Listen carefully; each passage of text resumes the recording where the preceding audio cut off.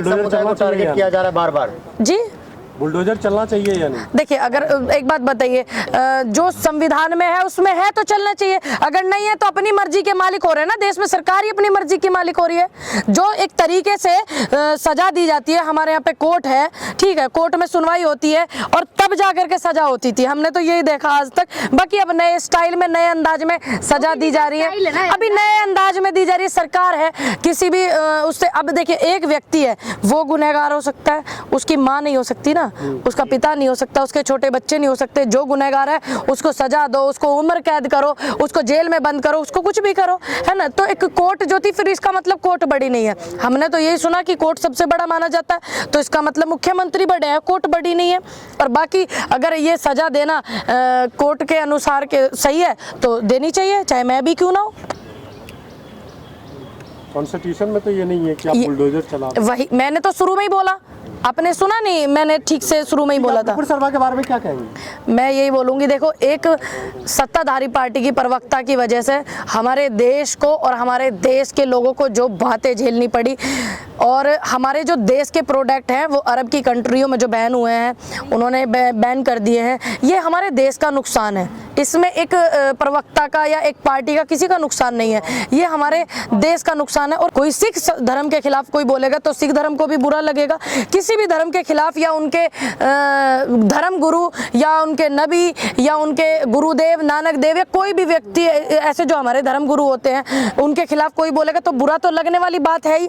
दूसरी बात, ऐसे मेन बात ये नहीं कि उनने बोल क्या दिया और हमें क्या एक्शन करना चाहिए, हम क्या उन पर टिप्पणी कर रहे हैं। मेन बात ये है कि इससे हमारे देश की जो शांति है वो भंग हुई है, ठीक। और दूसरी बात, ये शांति भंग ना हो उसके लिए हमें क्या करना चाहिए, हमारी सरकार को क्या करना चाहिए। अभी सरकार ही तो कर सकती है सब कुछ, मैं मुख्यमंत्री नहीं हूँ, लेकिन धर्मवाद पे क्यों नहीं? लेकिन इसलिए मुझे फर्क नजर नहीं आया, क्योंकि जब आप जातवाद पे करा सकते हो तो आप इतना फर्क क्यों करो। आप उस बात पे भी, उनको जो संविधान में सजा दी गई है तो करवाना चाहिए सजा। ये कहा था अगर ये सिविलिंग है, अगर है, प्रमाण नहीं था कि है या नहीं है, तब उसको मिला है, और कहा नहीं था, लिखा था, उन्होंने रीट्वीट किया। हाँ, वही तो मैं बोल रही, तो फिर यहाँ फर्क क्यों?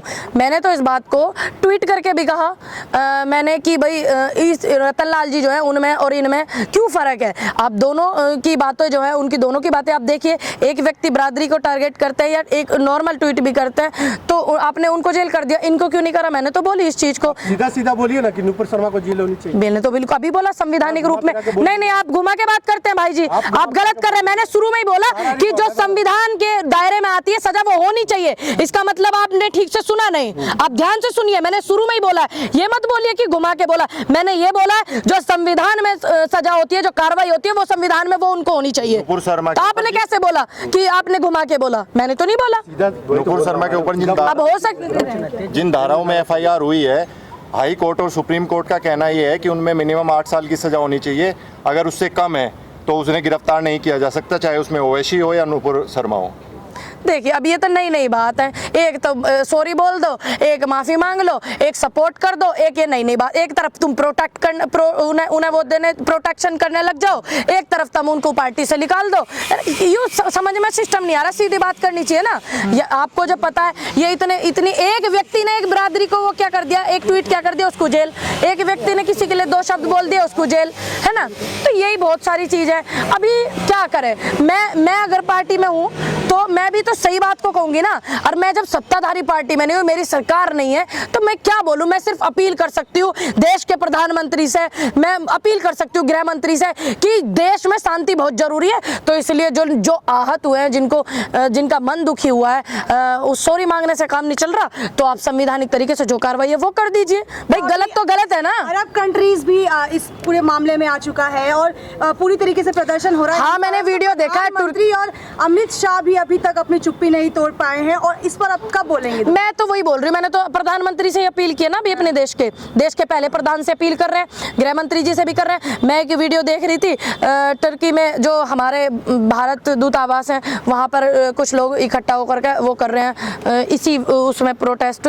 तो इस चीज़ को आप ज़्यादा क्यों बढ़ावा दे रहे हो? आप सरकार में हो, आपका काम है देश में शांति, आपका काम है दूसरे देशों में हमारे प्रति जो सम्मान है वो बना रहना चाहिए। सरकार का भी काम है, हमारा भी काम है कि हमारे हमारे देश का सम्मान बना रहनी चाहिए, क्यों जगह जगह जगह जगह हमारे देश की वो कराना चाह रहे हो? तो आप इस मैटर को ख़त्म करो, जो कानूनी कार्रवाई है वो कानूनी कार्रवाई करके। नुपुर शर्मा के बयान को कुछ लोग ये कह रहे, समर्थन दे रहे हैं ये कहते हुए कि जो नुपुर शर्मा ने बयान दिया है वो वाकई में उनके कुरान में लिखा है, तो लोग इसका आखिर विरोध क्यों कर रहे हैं फिर जब उनके कुरान में ये बात लिखी हुई है? देखिए ये देखिए सुनिए, ये ऐसा नहीं है। मैं आज ही एक वीडियो देख रही थी, मैं मीडिया पे क्या मैं बोलूँ, कुछ देश जो हैं हमारे ठंडे मौसम वाले हैं, कुछ हमारे गर्म वाले हैं। तो सऊदी है जो है वो गर्म देश है, तो वहाँ पर हमारे यहाँ पे तो ऐसा है भाई लड़की 18 साल तक वो होती है, तो उस ज़माने में ऐसा नहीं था। उस ज़माने में ये था कि अगर बेटियों को मासिक धर्म जो है 15 साल की उम्र में हो जाए, ठीक है, पीरियड, तो वो बालिग मानी जाती थी। लेकिन जब उनको उस जो गर्म देश हैं उनमें 9 साल की उम्र में हो जाता तो बालिग मानी जाती थी। लेकिन 6 साल की उम्र में उनका विवाह होने के बाद, जिनकी हम बात कर रहे हैं, जो इन नबी हैं उनकी जिनसे शादी हुई थी, आयशा जो थी, तो वो 6 साल की उम्र में उनकी शादी हुई थी। लेकिन जिसे हम गोना बोल देते हैं, मैडम तो 40 साल की उम्र में शादी नहीं भाई, आप यार भाई कोई देखिए उनके ऐसे पहले ये नहीं था। आज 18 साल की उम्र में हमारे यहाँ पे ऐसा होता है कि भाई शादी होती है, लेकिन उस जमाने में उस पहले जो था वो 6 साल की उम्र में उनकी शादी हुई। लेकिन उधर क्या था, जब लड़कियों को पीरियड होते 9 साल की उम्र में उधर होते थे, क्योंकि गर्म देश था। तो उनकी माता जी ने ही उनके गोना, हमारे यहाँ तो गोना बोलते हैं, मुझे नहीं पता उनके यहाँ पे क्या बोलते हैं, तो वो उनको खुद ही बोला कि अब इनका गोना करके ले जाइए। तो उनके धर्म में या उस जमाने में जो चीज़ें थी, और जब लड़की जो है बालिग मानी जाती थी, तो उस पर मैं क्या कहूँ, आप बताइए। ये तो आपको भी पता है अगर आपने पढ़ा हो तो, कि पहले यही सिस्टम था। जब बेटियों को जब नुपुर शर्मा ने जो बयान दिया वो सही है, क्योंकि उन्होंने बयान मैंने तो नहीं 9 साल में, सुन लीजिए, ये मैंने ये नहीं बोला यार, आप घुमा के क्यों बोलती हैं मेरी बहन, क्या बोलते हैं? मैंने कब कहा कि नुपुर शर्मा ने ये बोला? नुपुर शर्मा का जो बयान है आप वो देखिए, मैंने ये नहीं बोला आपको, मैंने ये बोला है कि अगर उनके यहाँ पे बालिग है, उनके यहाँ शादी करना है, तो उसमें हमें टिप्पणी क्यों करनी? 2 बिलियन 2.5 बिलियन के करीब लोग हैं जो मोहम्मद साहब के उन पे चलते हैं, तो उसूलों पे, उनके उसूलों को मानते हैं, तो हम उन पे टिप्पणी क्यों करें? जो चीज़ हो गई, जो चीज़ उनके उसमें सही थी, ठीक है। जो एक व्यक्ति 53 साल की उम्र के व्यक्ति अगर किसी से शादी कर रहे हैं, उनको इतना लोग मानते हैं, तो उनकी नज़रों में वो सही है। और आज भी वो अपने धर्म के लोगों के लिए सही है। आज भी लोग उनकी इतनी चीज़ें मानते हैं, उनके असूलों पर चलते हैं। तो हमें क्या अधिकार कि हम उनके धर्म के या उनके नबी के खिलाफ कुछ भी टिप्पणी करें, गलत करें? मैं सनातन धर्म से हूँ, तो अगर मेरे धर्म के खिलाफ कोई बोलेगा या मेरे धर्म गुरुओं के खिलाफ कोई बोलेगा तो मुझे नहीं खराब लगेगा, बिल्कुल लगेगा। मैं सबसे पहले आके बोलूंगी, गलत चीज को गलत बोलूंगी, सही को सही। धर्म ने नहीं कहता ना कि फांसी पे लटका दो या उसका वो जो है सीधे खड़ा करके मार दो गोली, इस तरीके से चीजें नहीं। तो मैंने कब बोला कि आप फांसी पे लटका दो? नहीं, प्रदर्शन में जिस नहीं देखिए, प्रदर्शन में मैंने तो शुरू में ये बोला, मैंने तो यही बोला कि जो संवैधानिक तरीके से सजा होती है आप वो कीजिए, क्योंकि वो जरूरी है। मान लीजिए कल को कोई सनातन धर्म के लिए बोलने लग जाए, मान लीजिए कल को कोई सिख धर्म के लिए बोलने लग जाए, मान लीजिए कोई बौद्ध धर्म या ईसाई धर्म के लिए बोलने लग जाए, तो फिर इससे क्या होगा? क्या इसका परिणाम क्या होगा? इसका परिणाम ये होगा कि देश में हिंसा होगी, और हिंसा किसी भी चीज का समाधान नहीं है। आप ये मेरी बात समझिए। दूसरी बात, हमारे यहाँ पे सिर्फ यही मुद्दे रह गए। आप क्यों ऐसे लोगों को अपने टीवी फेम पे, मैं उन लोगों को बोलूंगी, जगह देते हैं जो धर्म के खिलाफ बोलते हैं या ऐसी चीजों के खिलाफ बोलते हैं जिससे देश में हिंसा हो, जिनसे देश में हिंसा हो, जिन बयानों से उन चैनलों को उनको अपने कैमरे पे उनको जगह ही नहीं देनी चाहिए। कि कितने मुद्दे हमारे देश में अब आप देख रहे हैं 2014 के बाद से जो ऐसे बयान देते हैं, तो वही ना, इन्होंने पहले मौका दिया, सत्ताधारी पार्टी को मौका दिया, फिर जिन्होंने बयानबाजी की फिर उनको जेड सुरक्षाएं दी गई, ठीक है। फिर तो इन चीजों से ही चीजें बढ़ गई हैं, और आप परिणाम आज आपके सामने है। डिबेट ये लोग हिंदू मुस्लिम पे करते हैं, बैठ करके क्यों करते हैं? मैं तो सभी को बोलूंगी, हिंदू मुस्लिम पर जो डिबेट करते हैं, क्या आपको बेरोजगारी पर डिबेट की इन्होंने? कितनी बार डिबेट की इनकी तरफ से? क्या इन्होंने किसान आंदोलन पर डिबेट की? किसान इतना अभी देखा नहीं, एक बेटी को एक बाप कंधे पे उठा करके ले जा रहा है, मरी हुई बेटी को, उसको एम्बुलेंस स्ट्रेचर भी नहीं मिला, उस पर डिबेट की इन्होंने। एक हाथरस कांड इतना बड़ा हुआ था हमारे उत्तर प्रदेश में, पूरे दिखाने के लिए, पूरे देश के लिए आईना था वो, क्या उस पर डिबेट की थी इन्होंने? बताइए आप की उस पर? उन्नाव वाली बेटी को मार दिया गया था, मनीषा वाल्मीकि पर डिबेट की इन्होंने? नहीं की। तो क्या हमारे देश में यही डिबेट रह गई? मैडम बहुत सारी समस्या है। जो वायरल हो रहा है ट्विटर पे, जो विधायक खुद डाला है, उन्होंने कहा कि जो पीटते हुए हाँ, तो क्या कहेंगे उस पर, क्या आपका रिएक्शन है? देखिए, बच्चों को पीटते हुए, बच्चों को पीटा, ये तो क्या बोलते हैं, नाइंसाफी है। बच्चों को नहीं पीट सकते आप। बाकी अगर कोई भी चीज़ है, मेरा तो एक मानना, अगर मुझे किसी से कोई तकलीफ होगी तो मैं इस देश की बेटी हूँ, मैं इस देश के कानून को पहले वो करूँगी।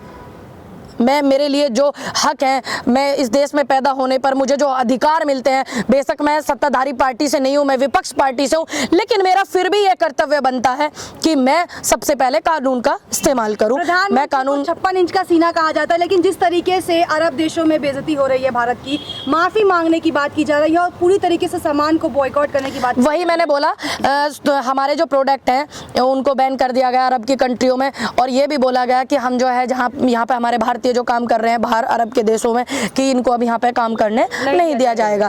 तो मेरा अनुरोध है बहुत ज़्यादा अरब की कंट्रियों से कि आप इस बात को बिल्कुल ना भूलें कि हमारे यहाँ पर जो आपके यहाँ आपके देश को जो डेवलप करने में हमारे भारतीयों का बहुत योगदान है, और ऐसे लोगों के बयानबाजी, आप ये समझिएगा कि कोई मूर्ख है और ऐसे लोगों ने जो किया, मैं समझती हूँ कि आपको बहुत ज़्यादा आहत हुआ है, और आप हमारे भारतीय भाइयों की इस बात को नज़रअंदाज मत करिएगा कि आपके देश को हमारे लोगों ने भी डेवलप किया। किसी ने वहाँ काम करके, मिस्त्री का, किसी ने वहाँ कुछ करके, गाड़ी चला कर, किसी ने पढ़ाई लिखाई करके, किसी ने इंजीनियर बन करके, तो आप इस चीज़ को नज़रअंदाज मत कीजिएगा। मेरा आप सभी से यही अनुरोध है। और आप हमारे भाईचारे हैं, आपको पता ही है कितना अरब के देशों से हमारे देश का लगाव है, आपको भी पता है।